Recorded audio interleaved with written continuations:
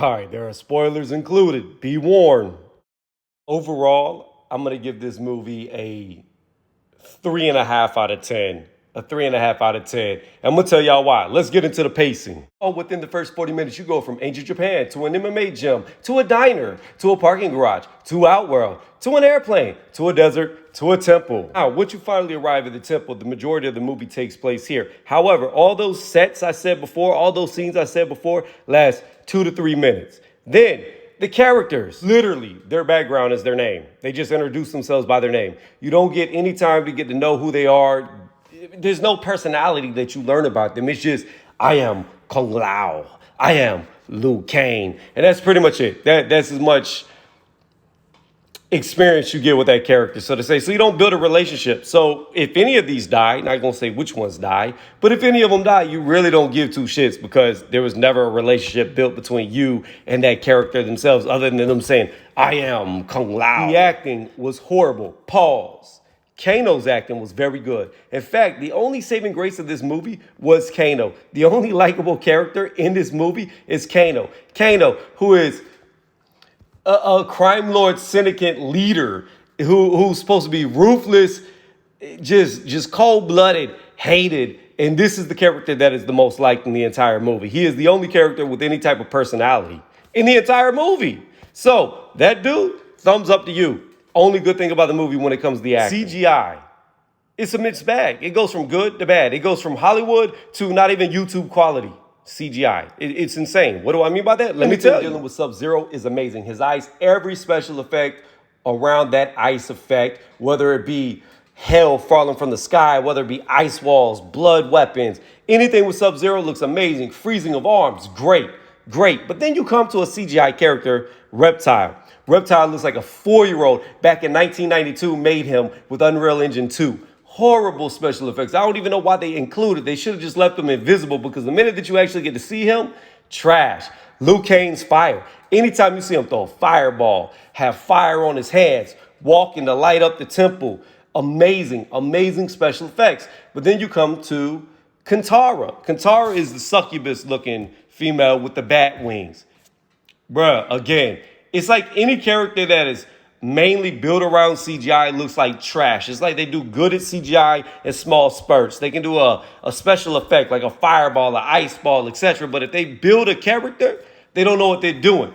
So Kantara looked like trash. Cabal, however, looked amazing. So I just said that they couldn't make a CGI character look good, but they made Cabal look amazing. However, the next part of Cabal, this ain't got nothing to do with CGI, but whoever his voice actor is trash. I cringe every time he talks. Oh my goodness. If he's in a sequel, if they make a sequel to this trash movie, because I got a feeling that a lot of reviewers are going to be trashing this, don't let him speak.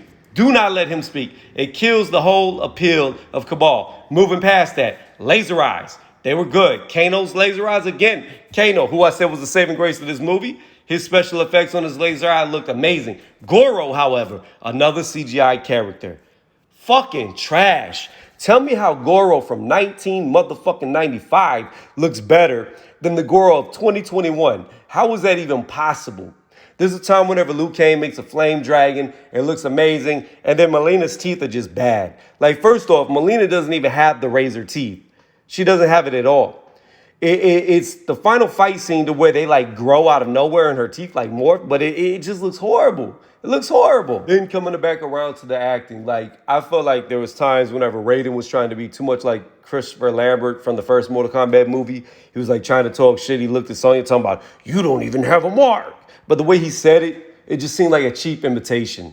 So again, all the acting to me was off. The only person who sounded good, played the part, you really felt like it was the character, was Kano. That's it. They did add in a couple of things to homage the video games, but in this movie setting, it just felt stupid.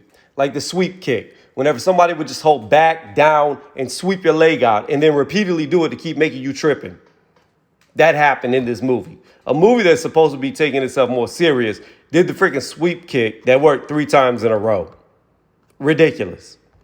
Then the whole movie, you're waiting for Cole to power up to get his Akan, because obviously these characters are Dragon Ball Z characters. They get power-ups.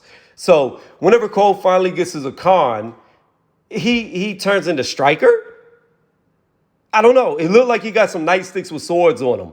So all this time we've been waiting for this character to develop, and then he turns into a striker? Because that's what it looked like to me. I don't know if that's what they intended, but it was fucking dumb. Now, the fight scenes, the real reason why you would go see an MK movie, they were good. They were good. They were choreographed very well for the most part, except for a fight like Jax versus Riku. Horrible. It lasted all but 3 seconds the second time they meet. Like I said, these are minor spoilers. I don't want to give out the whole movie because I know a lot of people haven't seen it yet, but these are just my problems with the movie that I'm listing off. So again, I did not like the movie. I would argue that the second MK movie may be better than this one. And that's bad. Like, it is many good things that they did in this movie. They did that many more bad things. I don't know what to say about it. Like I said, for me, I can't give it higher than a 3.5. I can't do it. I tried. I watched the whole thing. Horrible. And you know what makes me the maddest about it? And like I said, I don't want to spoil too much, but I am going to spoil some. That's why I gave the disclaimer. The one character, the boss character, doesn't even fight in the entire movie. The one thing that you want to see, Liu Kang versus Shang Tsung, doesn't even happen. They don't even fight. They don't fight. Like, that's what the first Mortal Kombat was built around. And they don't even fight. This right here is not even good enough to be a Netflix movie, in my opinion.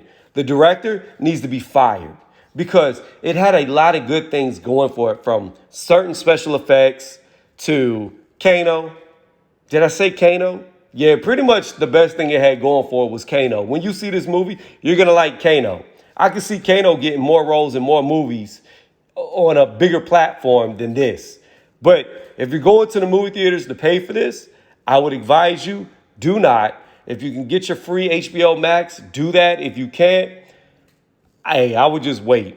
I would wait till it hits Netflix, Hulu, or whatever streaming site that you use, because I would not pay money for this. I would not. This ain't that movie. I'm telling y'all. As hype as people were, trash. Trash. I'm sorry. It was trash. Let me know what y'all think in the comment section. I normally don't do movie reviews.